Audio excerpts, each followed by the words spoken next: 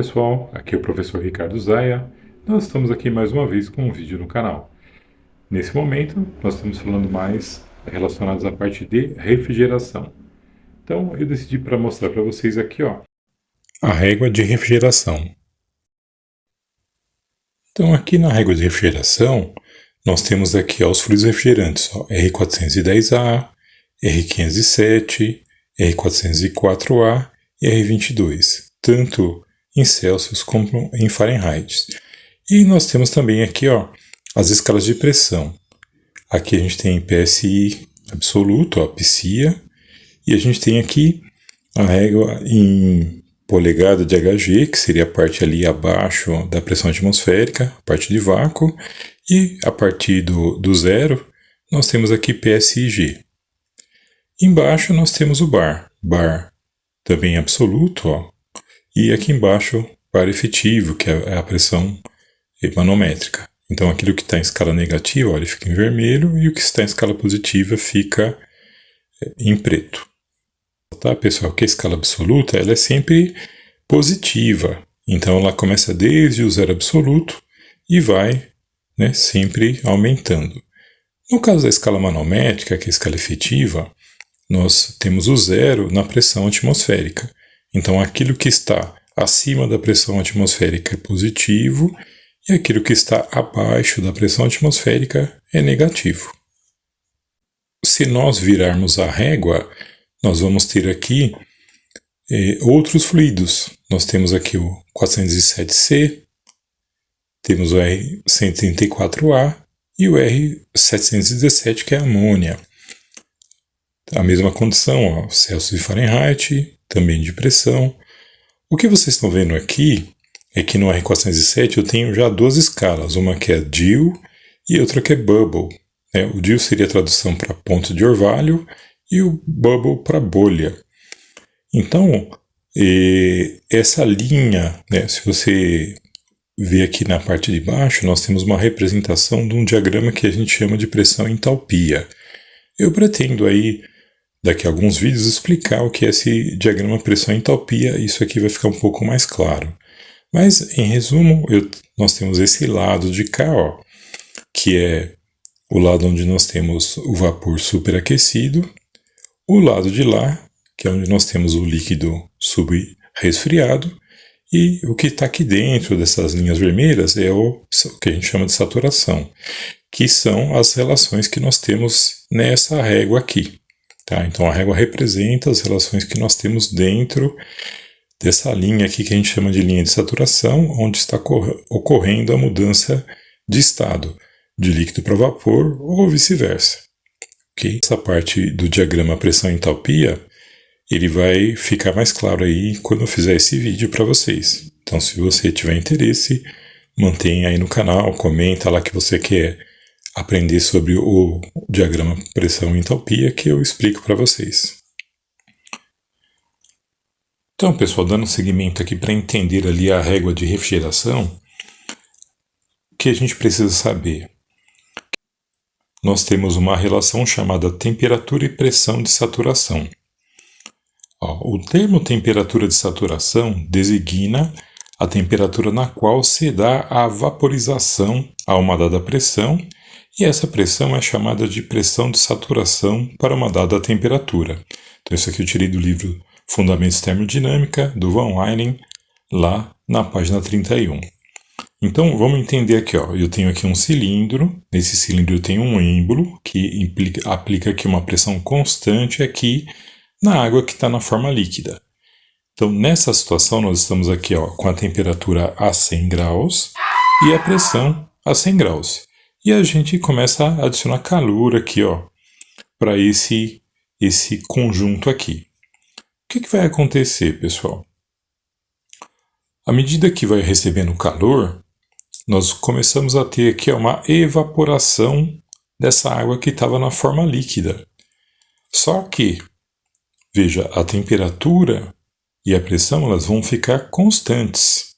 Então, mesmo que eu vou adicionando mais calor, o que vai acontecendo? Vai diminuindo aqui o volume de água e aumentando o volume de vapor. E temperatura constante, aumentou novamente, nós tivemos mais uma expansão, então um pouco mais de água se evaporou, temperatura e pressão constantes. Mais uma vez, ainda tem um pouquinho de água aqui, ó. Temperatura e pressão constantes. Até que chega um momento que toda a água ela se evaporou. Nessa condição nós chamamos aqui de vapor saturado, a condição na qual uma amostra de vapor se encontra a uma temperatura igual à temperatura de saturação a uma dada pressão. Okay? Aí, a partir desse ponto, qualquer calor adicional vai fazer com que essa amostra de vapor ela aumente a temperatura. Então, nessa condição, nós vamos ter aqui o vapor superaquecido, condição na qual uma amostra de vapor se encontra a uma temperatura maior do que a temperatura de saturação para uma dada pressão. Lembra, a gente estava nessa condição, nessa pressão aqui, a temperatura de saturação da água é de 100 graus. Então, agora sim, qualquer calor adicional que eu colocar aqui vai fazer com que aumente a temperatura. Então, sempre que a gente tiver essa condição, nós vamos ter aqui o vapor superaquecido. Isso para nós é importante porque a gente usa essa propriedade para calcular uma variável chamada superaquecimento, que logo logo nós vamos ver aqui no canal. Se a gente tiver a água líquida que está numa dada pressão aqui, ó. Nessa pressão a gente viu que a temperatura de saturação era de 100 graus. Se a água estiver numa temperatura mais baixa do que a temperatura de saturação, ela está na condição de líquido subresfriado. Veja só, condição na qual uma amostra de líquido se encontra a uma temperatura menor do que a temperatura de saturação a uma dada pressão. Ok? Então, a gente sempre vai comparar com a temperatura de saturação. Isso para nós também é importante, porque nós temos uma variável que a gente calcula nos equipamentos para saber se eles estão funcionando direitinho, que é o subresfriamento.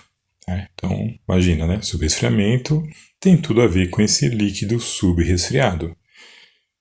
Então, continua aqui no canal que você vai assistir os próximos vídeos e você vai começar a entender um pouco mais sobre esse assunto, ok? Agora vamos lá para a régua de refrigeração pelo aplicativo.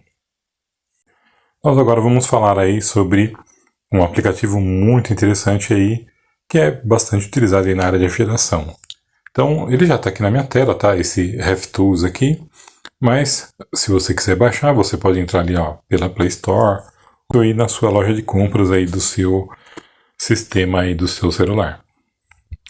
Bom, o que você faz aqui? Ó? Você procura aqui, ó, por régua de refrigeração. Então veja que já aparece aqui para mim, ó, régua de refrigeração de qualquer um dos fabricantes. Eu gosto de utilizar esse da Danfoss, que já está instalado aqui no meu celular, ok?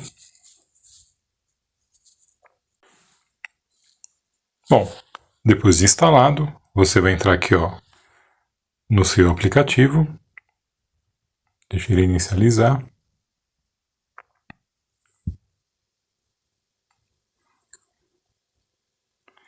Ele tem essa carinha aqui, ó. Inicialmente, o que você precisa fazer? Primeiro você tem que clicar aqui, ó, pessoal, nessa bolinha vermelha e você ajusta aqui a pressão. Então você vai escolher a escala de pressão que você quer utilizar. Pode ser qualquer uma delas, a gente está acostumado a usar o PSI. A temperatura, geralmente o grau Celsius. A unidade de distância, que é o metro. Essa unidade de distância, ela vai servir aqui para fazer os ajustes da parte de pressão ambiente e manométrica. Está aqui embaixo. O GWP, você mantém aqui nesse AR4 mesmo. E aqui, ó, na pressão ambiente e manométrica, o que você faz? Você pode compensar a altitude. Então, se você está num local que está acima do nível do mar, você pode vir aqui, ó, e compensar a altitude. Por exemplo, São Paulo está numa altitude em torno de 700 metros. Então, você pode vir aqui e compensar essa altitude, você vai ter uma pequena diferença na leitura da pressão, e você também pode mudar, por exemplo, o tipo de manômetro. Manômetro seco, que é o manômetro comum, e você tem alguns manômetros que tem ali um líquido, uma glicerina, que é um líquido que serve para fazer amortecimento e melhorar a leitura de pressão. Então você também pode escolher o tipo de manômetro. Com esse manômetro de líquido completo, você tem menos efeito da altitude na leitura do manômetro. Ou você reseta. Vou deixar resetado aqui, vou deixar no padrão altitude ao nível do mar, mas saiba que você pode fazer esses ajustes.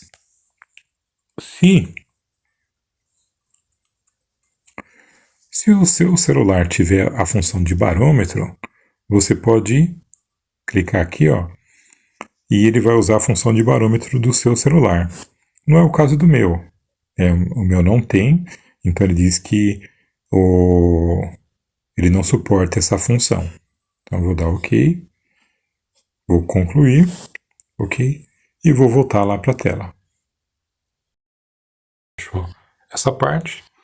Logo abaixo da bolinha vermelha, você vai ver aqui o fluido refrigerante. De que você tem aqui vários tipos, vários fluidos refrigerantes aqui.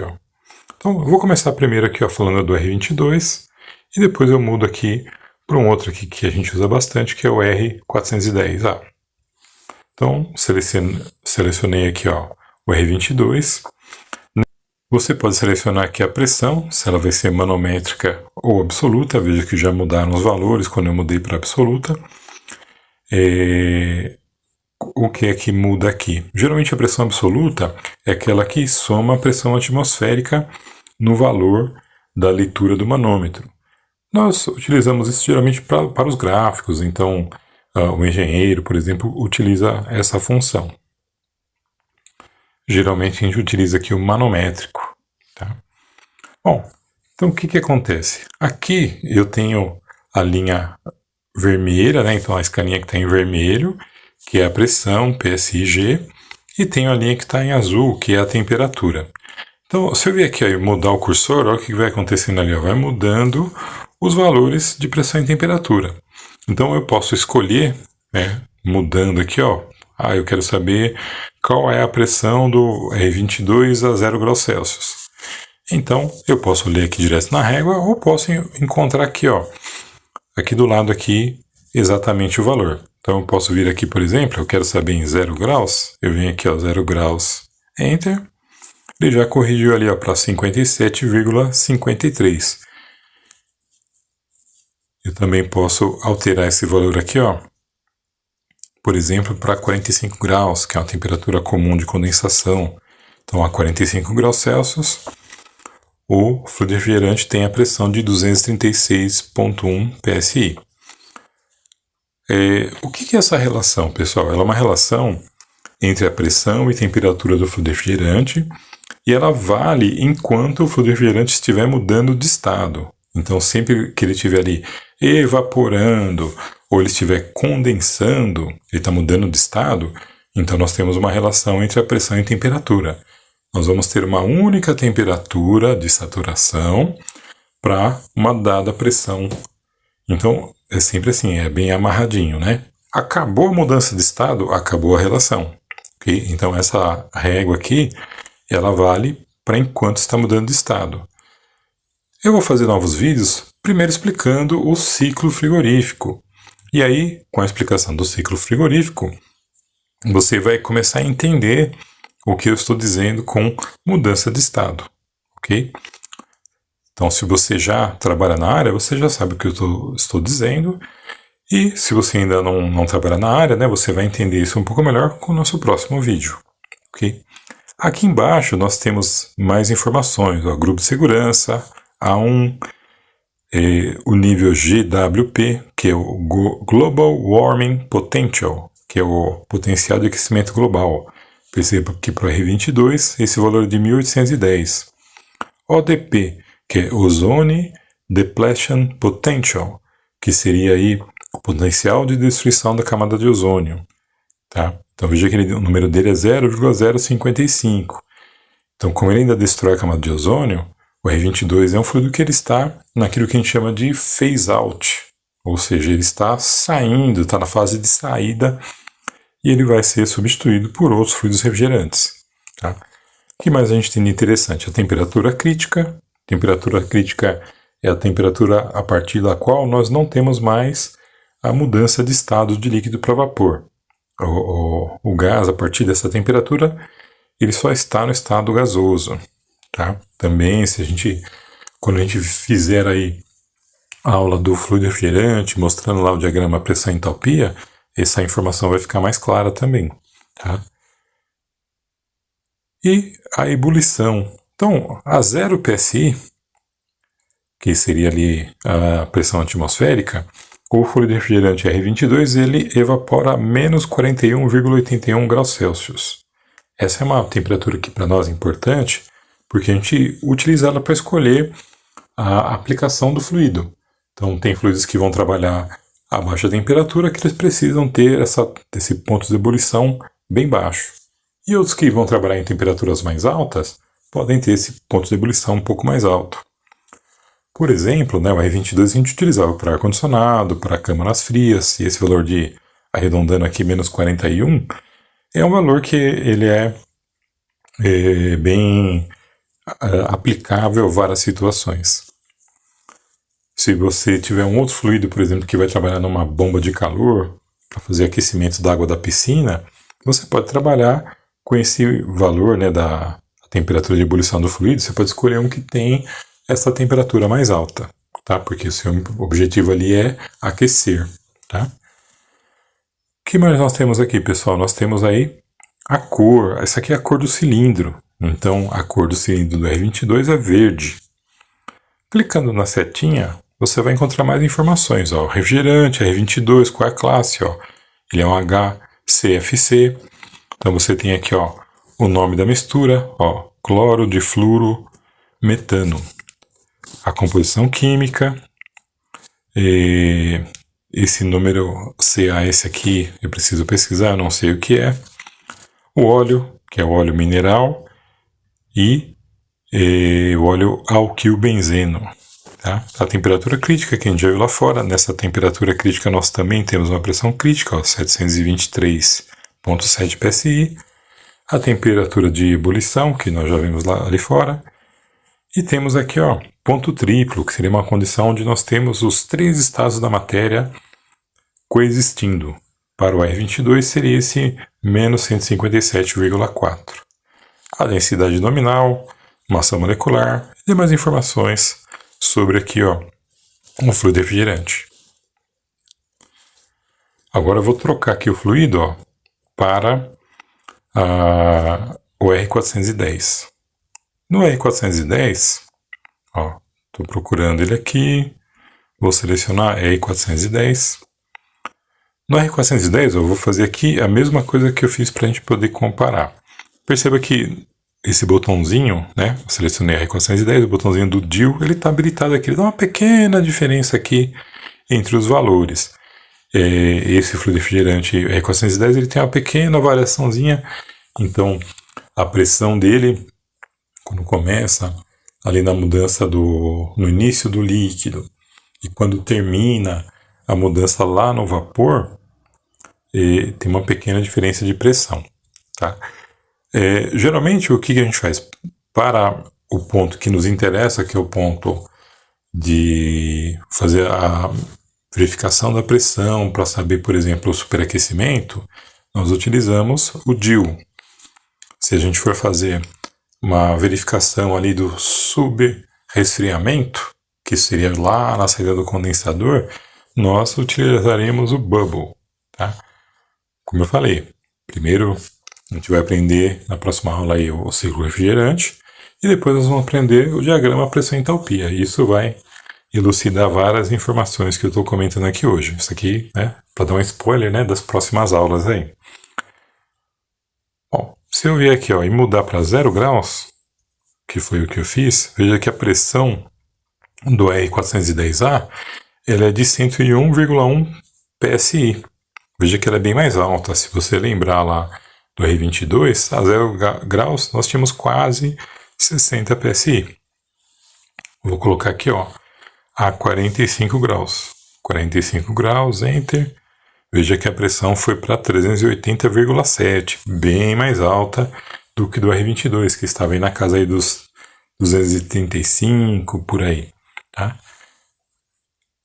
Outras informações interessantes, ó, aqui embaixo, o grupo de segurança, aqui ó, o nível GWP, ó, 2088, mais alto lá do que o R22, porém, ó, o nível ODP, que é o nível potencial de destruição do ozônio, é 0. Então, e esse fluido não causa ali a destruição da camada de ozônio, porém, ele causa efeito estufa, né? O efeito estufa dele é alto.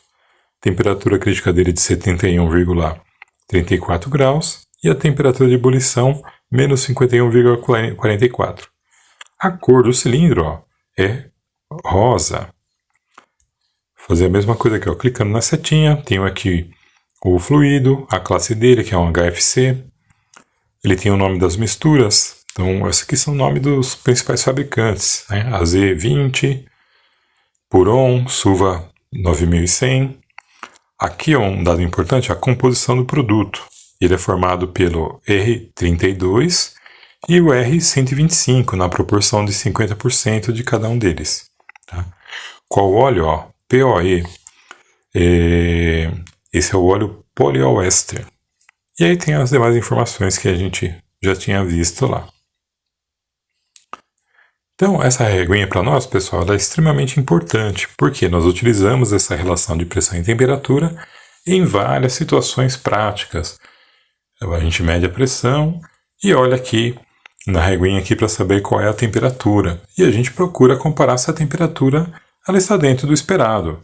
Então, por exemplo, digamos que a gente tem um equipamento que está funcionando aqui com R410A e a temperatura externa, digamos que ela estivesse lá em 35 graus. Em média, nós consideramos que a diferença de temperatura entre o fluido refrigerante e o ar é de cerca de 15 graus. Então, se eu tiver ali a temperatura externa com 35 graus e considerando esses 15 graus de ΔT, o que vai acontecer? Eu vou ter 35 mais 15, vai dar 40, 50 graus Celsius. Então, a 50 graus Celsius, o que iria acontecer? A pressão do fluido estaria em 429,6. Tá? Então, a gente compara para saber se a pressão está próximo do esperado. Então, a gente mede a temperatura externa, aplica ali esse ΔT do trocador de calor, que é o condensador, e com isso a gente descobre se a pressão está dentro do esperado ou não. Se a pressão estiver muito abaixo, aí pode ser sinal de várias coisas. Por exemplo, se a pressão estiver muito baixa, isso pode ser um sinal de falta de fluido refrigerante. Eu preciso analisar outras informações para confirmar isso, mas essa é uma informação já que dá uma grande ilusão para nós do que está acontecendo com o equipamento, ok? Então é isso aí, pessoal. Espero que vocês tenham gostado. Se você gostou, dá um like e compartilha com seus amigos e continua aqui no canal que nós vamos fazer outros vídeos que vão ajudar a entender cada vez mais esse processo que é o processo da refrigeração, ok? Fiquem com Deus.